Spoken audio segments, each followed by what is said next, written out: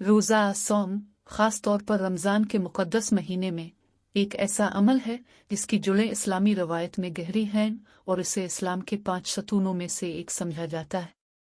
ये रूहानी तज़किया से लेकर मुआशरती हमदर्दी तक मुतअद्दिद मकासद को पूरा करता है।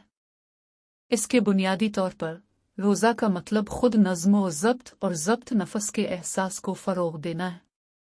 दिन की रोशनी के औकात में खाने पीने, सिगरेट नोशी और यहाँ तक कि इज़दिवाजी ताल्लुकात से परहेज़ करना अक्कासी और अंदरूनी सुकून के लिए एक जगह बनाने के लिए डिज़ाइन किया गया है।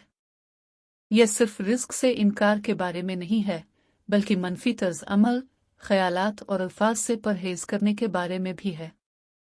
रोज़े की मुद्दत फ़जर के वक्त शुरू होती है, ख़ास तौर पर नमाज फ़जर के वक्त, और मग़रिब की नमाज के साथ ग़ुरूब आफ़ताब पर ख़त्म होती है।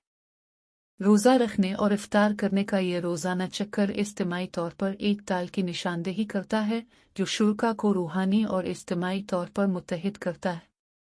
रमज़ान एक मुनफ़रिद किरदार इख्तियार करता है जब ख़ानदान और कम्युनिटीज़ एक साथ इफ्तार करने के लिए जमा होते हैं, अक्सर बड़े खाने और तजुर्बात का इश्तिराक करते हैं।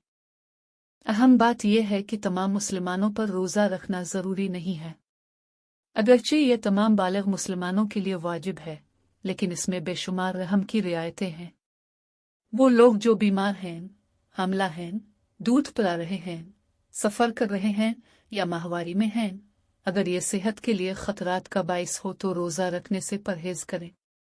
मज़ीद बरा ऐसे अफ़राद जिनकी सेहत की हालत रोज़े में रुकावट बनती है वो भी मुस्तसन हैं। ये लचक मश्क के अंदर एक हमदर्दाना गौर व फ़िक्र की अलामत है।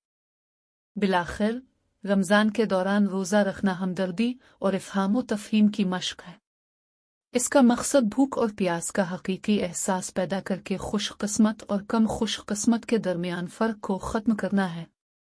बहुत से मुसलमान जो रोज़ा रखते हैं उन लोगों को दरपेश मुश्किलात पर गौर करते हैं जो बुनियादी ज़रूरियात की इस्तिताअत नहीं रखते, उन्हें फ़लाही कामों की तरफ तरग़ीब देते हैं और उनकी बरक़ात का बुलंद शऊर रखते हैं। इस तरीके से रमज़ान न सिर्फ इनफ़रादी नज़्म व ज़ब्त के बारे में है बल्कि एक इज्तिमाई तजुर्बा है जिसका मकसद एहसान और खैराती कामों की हौसला अफजाई के ज़रिए अपने असबाक और फ़वाइद को वसीतर मुआशरे तक पहुँचाना है।